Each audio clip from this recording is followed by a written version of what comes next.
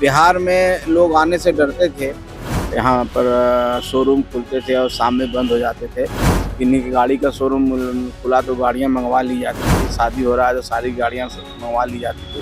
बहुत बड़ा प्रयास था जो एकाएक अशांत बिहार को शांति की ओर ले गए। इसमें हम समझते हैं, हम भी मानते हैं व्यक्तिगत तौर पर कि उनको भारत रत्न मिलना चाहिए। नमस्कार, मेरा नाम प्रेम है और आप लाइव स्ट्रीट देख रहे हैं। साल 2025 का शुरुआत हो गया।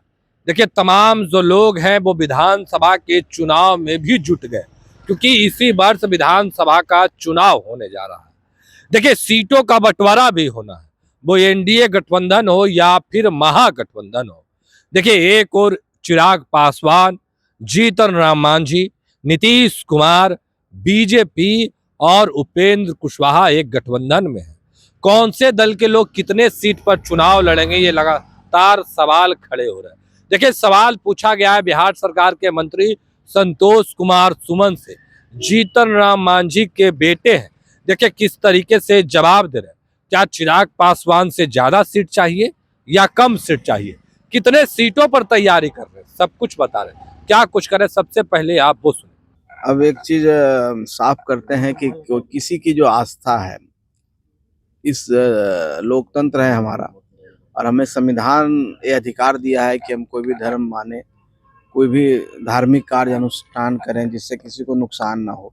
तो एक लोक आस्था सनातन धर्म है, उस पर अंगुली उठाने का हमको नहीं लगता है कि मल्लिकार्जुन खड़गे जी का कोई अधिकार है।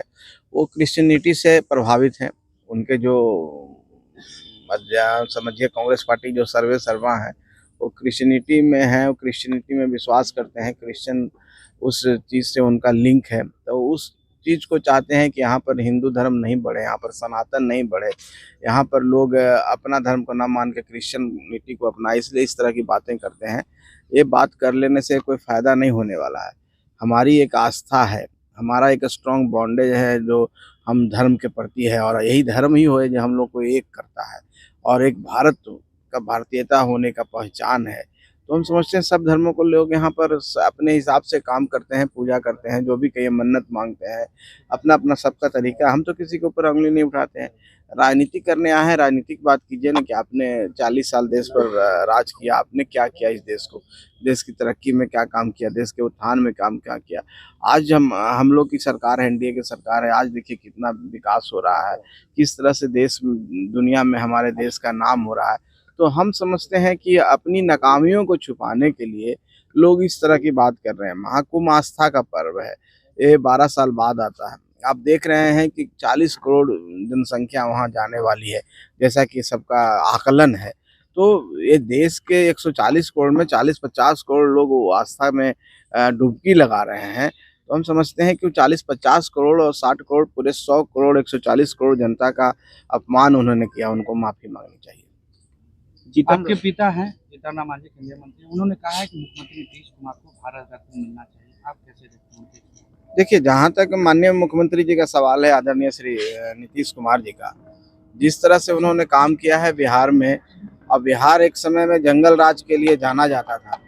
बिहार में लोग आने से डरते थे और शाम होने पर लोग अपने घरों से नहीं निकलते थे। आज का समय बदल चुका है। जैसे ही माननीय नीतीश कुमार जी ने बिहार में मुख्यमंत्री बने, आप देखिए हमारी बेटियां साइकिलों से घर से स्कूल जाने लगी और पूरा शांति हुआ। सब लोग अपना धंधा पानी शुरू किए। बहुत सारे यहाँ पर शोरूम खुलते थे और शाम में बंद हो जाते थे। किन्हीं की गाड़ी का शोरूम खुला तो गाड़ियाँ मंगवा ली जाती थी। शादी हो रहा है तो सारी गाड़ियाँ मंगवा ली जाती थी। तो वो माहौल से निकालने का श्रेय निश्चित तौर पर माननीय नीतीश कुमार जी को है। एक भागीरथ प्रयास है, एक बहुत बड़ा प्रयास था जो एकाएक अशांत बिहार को शांति की ओर ले गए। उसके बाद इंफ्रास्ट्रक्चर डेवलपमेंट, आप देख रहे हैं कि पहले बिजली नहीं आती थी, हम लोग छतों पर इंतजार करते थे, बिजली आती थी तो पूरे मोहल्ले में एक बार हल्ला होता था और सब लोग नीचे जाते थे सोने के लिए। अब उसी बात नहीं है।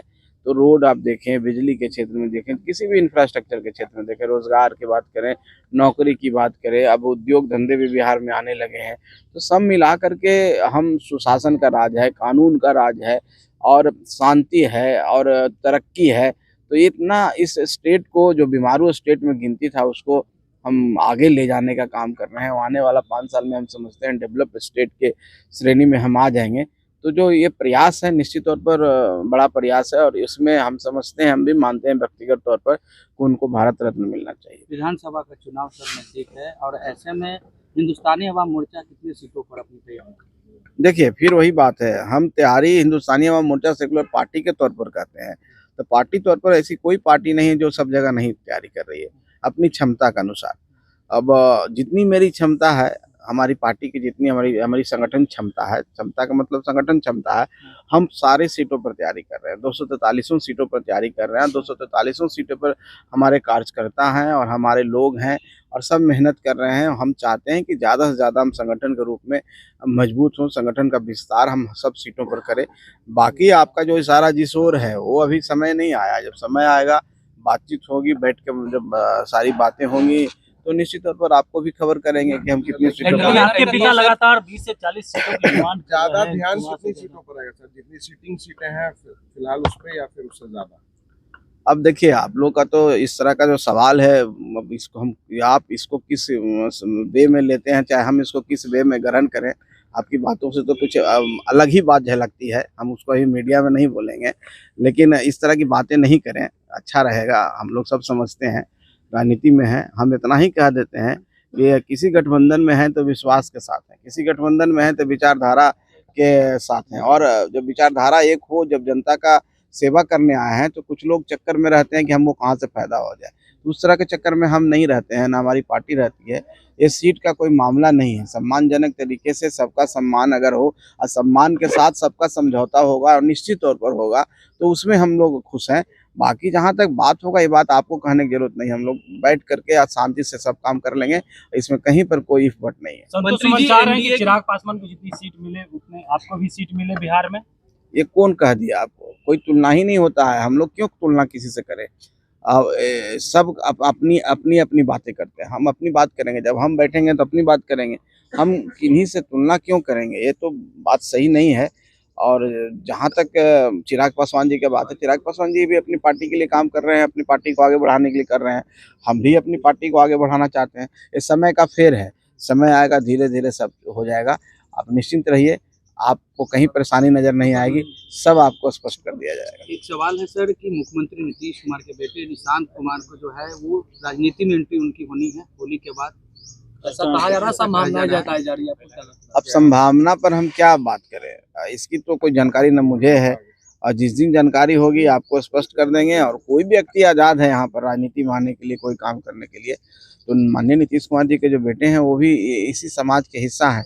अगर उनको इच्छा करता है कि हम कोई समाज सेवा करना है तो कोई रोक नहीं सकता है, उनके पिताजी भी नहीं रोक सकते हैं, तो उनके अपनी इच्छा पर डिपेंड करता है। जहाँ तक मैंने वीडियो देखा है और कहीं क्लिप देखा है, तो अध्यात्म की ओर जुड़े हुए हैं, उन्होंने तो साफ मना किया है। पता नहीं आप लोग किस आधार पर कयास लगा रहे हैं, आपके कयास पर मैं कोई टिप्पणी नहीं करना चाहता हूँ, मुझे कोई जानकारी नहीं है। मंत्री जी, सवाल है कि एनडीए एक तरफ तैयारी कर रही है, झारखंड में भैया सम्मान योजना के तहत एक बार फिर से हेमंत सोरेन वापस आ गए थे, तेजस्वी यादव भी माँ बहन योजना की बात कर रहे हैं, क्या लगता है इससे फर्क पड़ेगा बिहार की राजनीति में?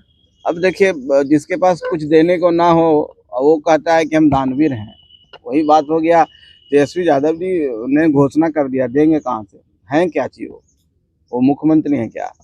तो हेमंत सोरेन ने किया, हेमंत सोरेन उस समय मुख्यमंत्री, तो उन्होंने दे दिया चुनाव से पहले।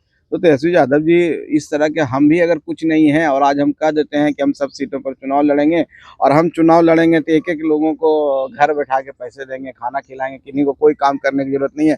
आप पत्रकार बंधु जितने हैं सबको हम 50-50 हज़ार रुपये महीने देंगे, तो कह देंगे आप लोग सब वोट दे दीजिए हमको, हम चुनाव अकेले लड़ने के लिए तैयार हैं। तो ये सब फालतू की बात है, ये हाइपोथेटिकल बात है जो कभी हो नहीं सकता है। हम सूरज को पर चले जाएंगे, हम चंद्रमा को लांग देंगे, हम ये बन जाएंगे, ये बन जाएंगे, सब करने से कुछ होता नहीं है। जनता का विश्वास जिसके साथ है, जनता का प्यार जिसके साथ है, आशीर्वाद, और निश्चित तौर पर वो जनता के लिए काम करेगा। तो हम लोग के साथ जनता है, आने वाला समय में हमारी सरकार बन रही है, प्रचंड बहुमत से हम लोग बन रहे हैं, जो देना होगा हमारी सरकार देगी, माननीय नीतीश कुमार जी देंगे। तो वो कहाँ है? वो तो कहीं है नहीं, 3 में न है, 13 में है। तो अभी आपने सुना है किस तरीके से संतोष कुमार सुमन है जो तमाम सवालों के जवाब दे रहे थे। फिलहाल के लिए इतना ही, बने रहे लाइव के साथ, धन्यवाद।